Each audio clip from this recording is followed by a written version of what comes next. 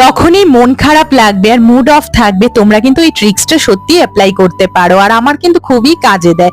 যেটা তোমরা করতে বেশি ভালোবাসো সেটাই করো। গান শোনা, বই পড়া কিংবা রান্না করা। আজ সন্ধ্যেই যেই না আমার মুডটা অফ লাগছিল, আমার ইচ্ছে করলো নতুন একটা কিছু এক্সপেরিমেন্ট করি। তো নিত্য নতুন রান্না করতে তো আমার এখন খুবই ভালো লাগে, তাই ফ্রিজে রাখা ছিল ডিম আর আলু। চলো তাহলে এটা দিয়ে একটা ফার্স্ট এক্সপেরিমেন্ট করা যাক। প্রথমে তো ডিম আর আলুটাকে সেদ্ধতে বসিয়ে দিয়ে আর ছিল কতগুলো বেসিক ইনগ্রিডিয়েন্টস। কড়াইতে শুকনো লঙ্কার সাথে আদা রসুন বাটা, জিরে ফোড়ন দিয়ে পেঁয়াজ কুচি, লঙ্কা কুচি দিয়ে সেদ্ধ করে রাখা আলুটাকে দিয়ে ভালোভাবে কষিয়ে নিতে হবে।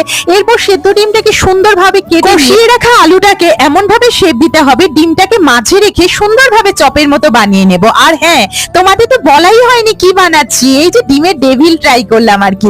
তারপর তো হালকা করে কর্নফ্লাওয়ারে চুবিয়ে বিস্কুটের গুঁড়োতে হালকা করে কোট করে ডুবো তেলে ভেজে নিলে রেডি ডিমের ডেভিল। ভিডিওটা ভালো লাগলে একটু সাবস্ক্রাইব করে দিও।